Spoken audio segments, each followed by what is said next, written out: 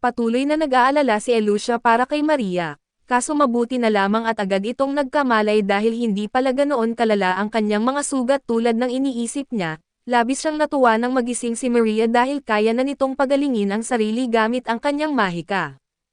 Ngunit nagulat siya nang piliin ni Maria na pagalingin muna siya kaysa sa sarili nito, dahil labis itong nagpapasalamat sa kanyang tulong at nais ding makatulong hanggat maaari. Samantala sa nayon ay biglang nakaharap ni Gregory ang isa sa mga lobo. Bahagya siyang natatarante dahil hindi niya inaasahan na makakaharap niya ang ganitong nilalang. Naisip niya kung tumigil na bang gumana ang mga proteksyon na mahika na nakapaligid sa nayon, ngunit wala siyang oras para pag-isipan iyon.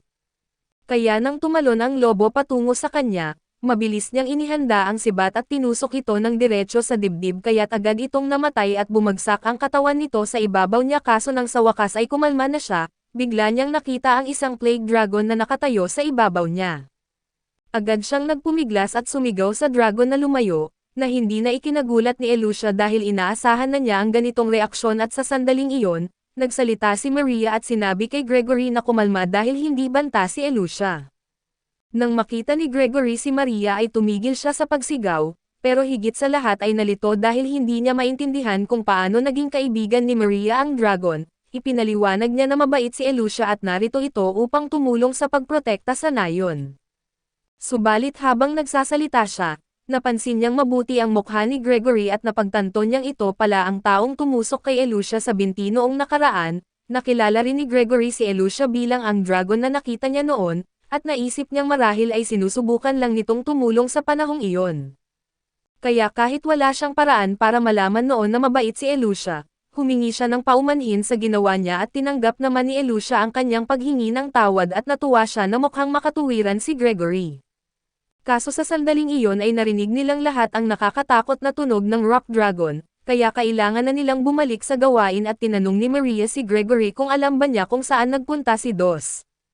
Iginiit niya na pinakawalan ni Dos ang lobong iyon laban sa kanya at pagkatapos ay tumakas mag-isa, kaya hindi niya alam kung saan ito nagpunta at binanggit ni Maria na kailangan nilang hanapin si Dos sa lalong madaling panahon, ngunit nang aalis na siya upang hanapin ito, pinigilan siya ni Gregory at sinabi na dapat ay sumama siya dahil baka magpanik ang mga tao sa bayan kapag nakakita ng dragon.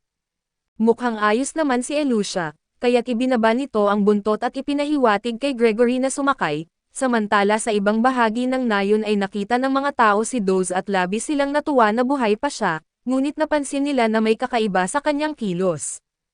Kasabay nito, dumadaan sa nayon sina Elucia at Gregory habang nakasakay sa likod ni Elucia at sa una ay labis na natakot ang mga tao, ngunit nang makita nilang kasama ni na Gregory at Maria ang dragon, nagsimula silang magtaka kung ano ang nangyayari. Bigla nilang narinig ang nakakatakot na ugong ng rock dragon, at tila papalapit na ito kaya kailangan nilang kumilos agad at iminungkahi ni Gregory na ipagpatuloy nila ni Elucia ang paghahanap, ngunit may sarili ring plano ang dalawa. Kaya iminungkahi nilang magpahinga muna si Maria at huwag na munang sumama dahil sugatan pa siya at kung isasama nila siya, magiging pabigat lamang siya at napagtanto ni Maria na tama siya kaya pumayag itong hintayin na lamang silang matapos ang gawain. Nang nakababa siya mula sa likod ni Elucia ay agad itong kumaparipos ng takbo upang maaabutan lang si Dos, samantala ang mga taga-nayon ay nagtatago sa takot dahil kahit wala pang ginagawa si Dos, malinaw na may mali sa kanya kaya nananatili silang may distansya. Sa sandaling iyon, dumating sina Gregory at Elucia at lalo pang natakot ang mga tao dahil hindi nila inaasahang makakakita ng dragon sa araw na iyon, lalo na ang isang dragon na may sakay pang si Gregory sa likod nito at hinarap ni Gregory si Da at sinabi na ibaba nito ang kanyang espada, kaso tumanggi si Da na makinig at agad niyang inatake si Gregory ng napakalakas kaya nahulog ito mula sa likod ni Elucia. Sinamantala ni Elucia ang pagkakataon upang sunggaban si Da at bahagyang bugbugin ito bago ito idiin sa lupa. Sa puntong iyon ay pwede sanang patayin ni Elucia si Da gamit ang kanyang mga kuko, ngunit iyon sana ang unang pagkakataon na sadyang papatayin niya ang isang tao. Kaya nag-alala siya na kung gagawin niya iyon ngayon, magiging katulad lamang siya ng isang karaniwang halimaw lalo na sa paningin ng mga taga-nayon na kasalukuyang nanunood sa kanya kaya't sa halip na patayin si Dos, nagpasya siyang patulugin ito sa pamamagitan ng isang malakas na pagpipitik ng daliri. Nang makita ito, nagsimulang tanggapin ng mga tao si Elucia bilang isang dragon na kakampi ng mga tao, Ngunit sa kasamaang palad ay malayo pa sa tapos ang labanan at nagkamalay muli si Da at agad na tumalon patungo sa isang batang lalaki na nagngangalang Jin at itinutok ang espada sa leeg nito upang gawing bihag. Nakiusap si Jin kay Da na pakakawalan siya dahil dati silang magkaibigan, pero walang silbi iyon dahil hindi na ito ang parehong Da na kilala niya noon at hindi alam ni Elucia kung ano ang dapat niyang gawin dahil hindi siya makakalapit kay Da nang hindi inilalagay sa panganib ang batang lalaki. Ngunit naalala niya na paparating pa rin ang Rock Dragon dahil sa itlog nito at ang itlog na iyon ay kasalukuyang nasa likod ni Da, kaya walang paraan para makuha iyon ni Elucia nang hindi siya mapapansin at sigurado siyang kung gumawa siya ng kahit anong biglaang galaw, hindi magdadalawang isip si Da na patayin ang bata. Ngunit kung wala siyang gagawin at sandali na lamang bago dumating ang Rock Dragon, bigla na lamang naglabas si Doz ng slime mula sa kanyang bibig upang hilahin ang sarili pataas sa isang mataas na plataporma. Hindi alam ni Elucia kung ano iyon pero mas malaki ang problemang kinakaharap niya dahil dumating na ang Rock Dragon. Itinaas ni Da ang itlog ng Rock Dragon upang tuksohin itong lumapit at tila handa na niya itong wasakin upang tuluyang magwala ang dragon. Hindi pumayag si Elucia na mangyari iyon at lumipad siya pataas gamit ang kanyang mga pakpak at dumiretso kay Da.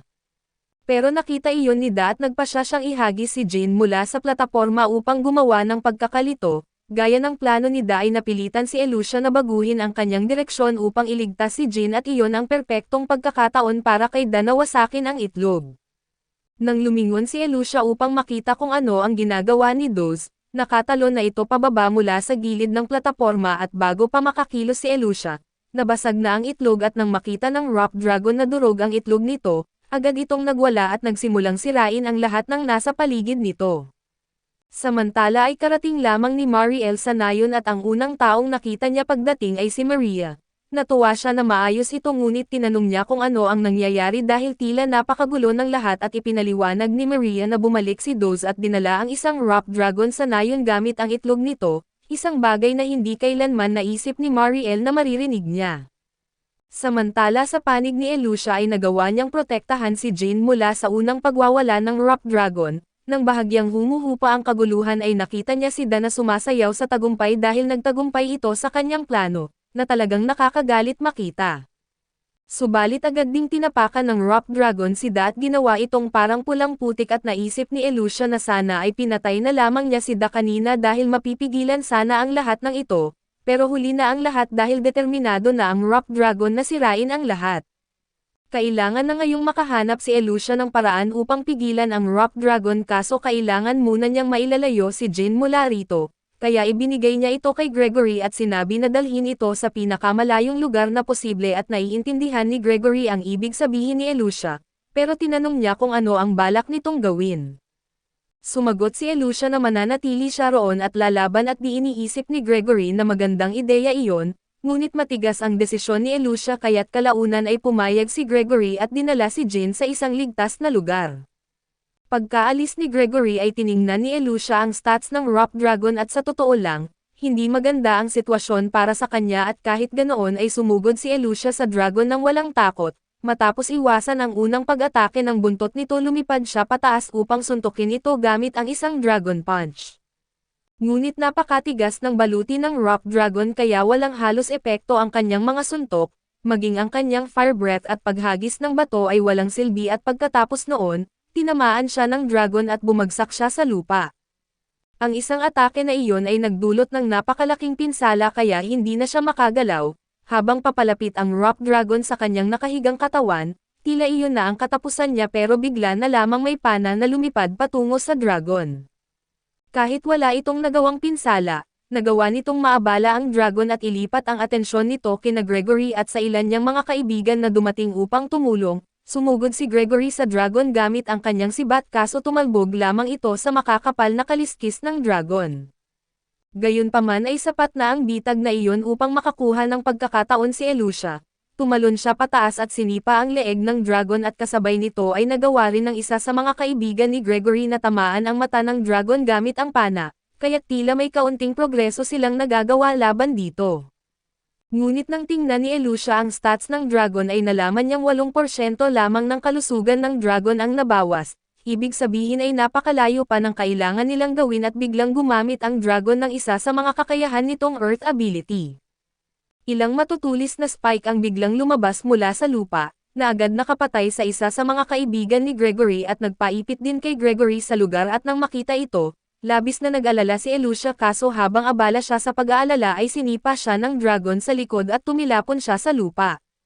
Sa sandaling nasa pinakamahirap na kalagayan si Elucia, bigla niyang narinig ang tinig ng divine voice na nagsasabing tumakas na siya at sinabi rin nito na ang kanyang divine voice skill ay umabot na sa level 4 at dahil dito, maaari na niyang gamitin ang simplified simulations na ipinapakita ng sistema. Hindi maintindihan ni Elucia kung bakit nag-level up pa ang boses kung sasabihin lamang nito na kailangan niyang tumakas, ngunit ipinaliwanag ng boses na alam nitong hindi gagawa ng pagtakas si Elucia kahit gaano siya babalaan at dahil ayaw niyang iwanan ang nayon, sinabi pa nito na nasiyahan itong panoorin siya ngunit tila dito na magtatapos ang lahat. Tumanggi si Elucia na tanggapin iyon at nangakong patutunayan niyang mali ang boses sa pamamagitan ng pagtalo sa dragon, upang magawa iyon ay balak niyang gamitin ang kanyang huling paraan at ang kanyang nakabinbing evolution. Medyo nag-aalala siya na kapag nagbago ang kanyang anyo at maaaring hindi na siya makilala ng mga tao pati na ng Venom Princess, ngunit kung iyon ang magbibigay sa kanya ng lakas upang talunin ang halimaw na ito ay handa siyang gawin ang kahit ano. Gayunpaman, hindi siya sigurado kung aling evolution ang pinakamainam sa sitwasyong ito at sa puntong iyon, inactivate ng sistema ang simulation ability na kakakuha lamang ni Elucia at matapos patakbuhin ang mga simulation kapalit ng ilan sa kanyang mana, ipinakita sa kanya ang resulta. Kung pipiliin niyang mag-evolve bilang Little Arc Dragon, 1% lamang ang tsansa niyang manalo dahil hindi ito sapat na malakas at para naman sa serpent form, mas malakas ito at magkakaroon siya ng 78% na tsansa na makipaglaban sa Rock Dragon hanggang sa magtabla.